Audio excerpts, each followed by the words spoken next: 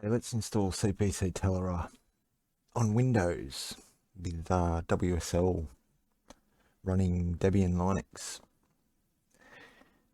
First things first, we need to install WSL into Windows.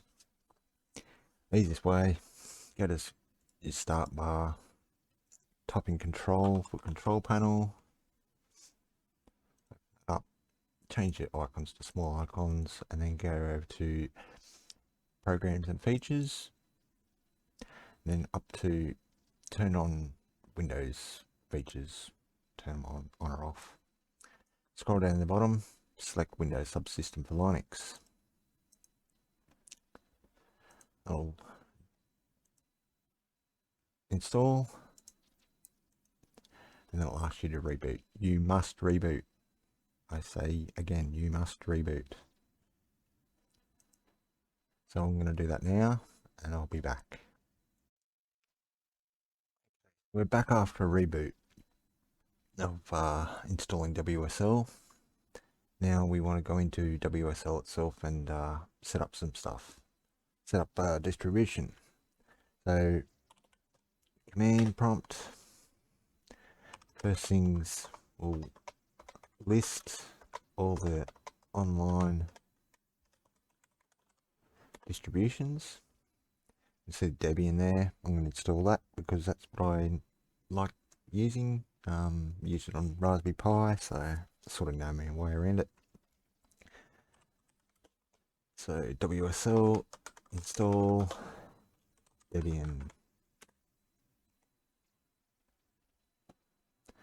It'll do its install thing.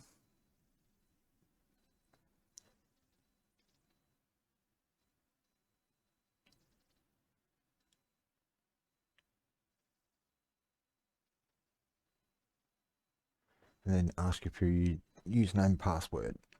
So I'm going to use my usual.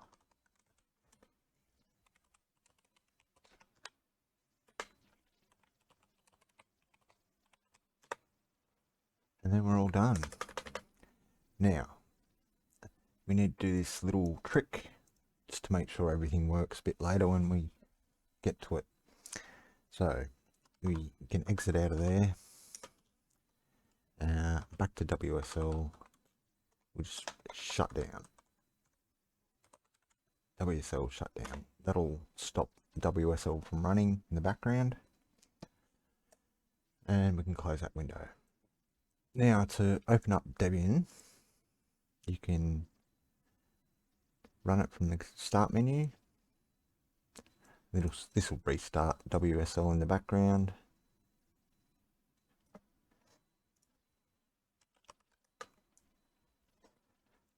Okay, so we're back in Debian with a fresh build. So brand new Debian, first things we want to do is update it.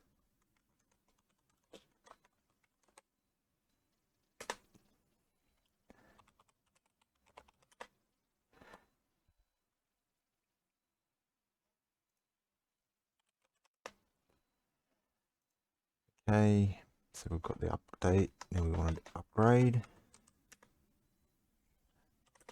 and let it download all the latest files.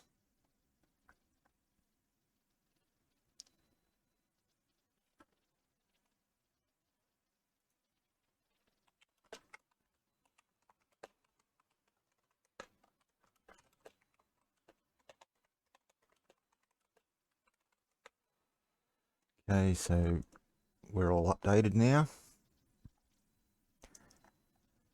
So we're ready to install our CPCtelera.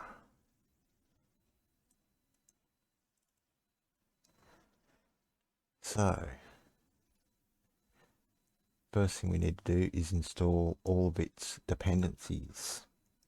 There's a list on the site that we need. I'm just going to copy and paste it.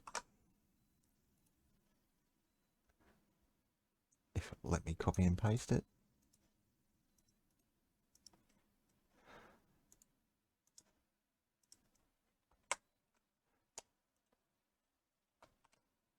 What the? Okay, why isn't this letting me? Okay. Okay, we've come across our first hurdle. This window that it starts up in, it really doesn't like it. So my solution to that is to use Windows Terminal with Debian set up in it. Bingo. And now I can paste. Now, one thing that wasn't listed in the dependencies is Git. We need Git to actually do the Git clone later, so don't forget to install Git. We'll install that.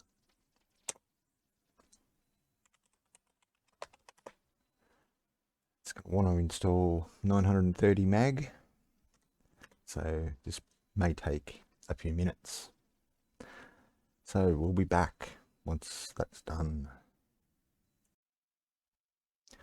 Okay, so that's done, installing all the dependencies. Now we're ready to do the Git clone. So, Git clone that address for CPCtelera, and it will download and unpack itself to your home directory. Your Linux home directory.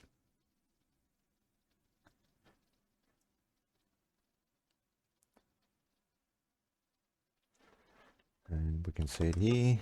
There it is. We can then go into the folder, and we want to run the setup sh.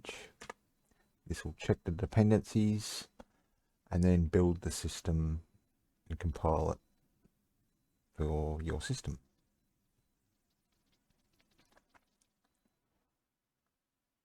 So here it goes.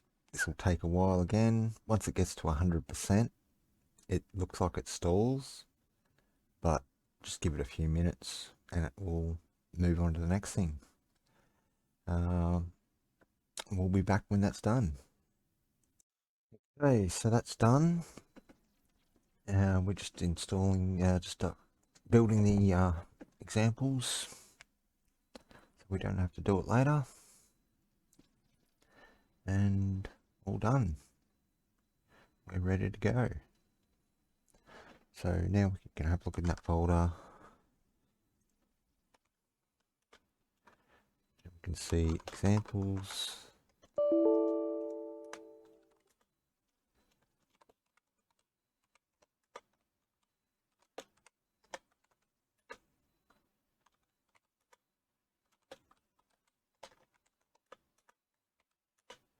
You can see that the CDT and disk files are already built for us that we can take and cross and run in our own emulator.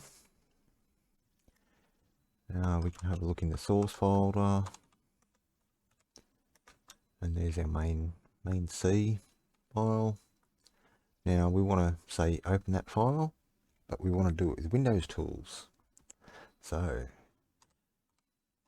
all we have to do is run explorer.exe followed by a dot to open it in the local folder. And if you get that problem, there's a simple solution. We can exit out of that,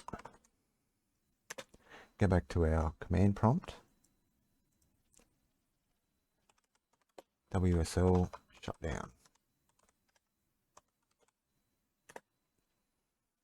Okay, once that's shut down, we can restart Debian.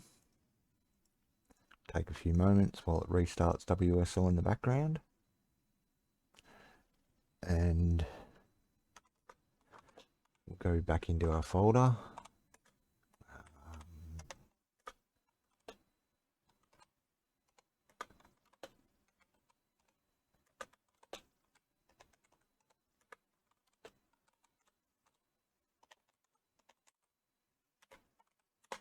Okay, back to where we were. So explorer.exe. Boom. And look, that just popped up our Windows window, and we can edit our file with our normal tools. Save and do all that. We can go back out and you can load these disk files up into your favorite emulator and away you go. So we want to create a new source folder,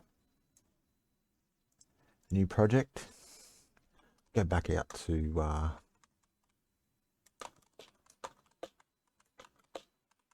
the etc folder.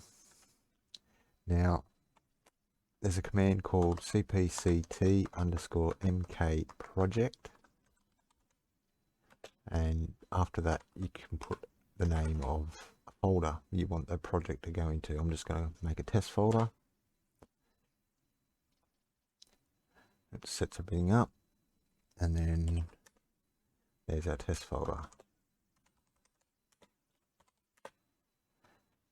Inside that, our source, our main C. We can do another explorer. .exe and open directly into that folder. We can have a look at the source. Basically a hello world.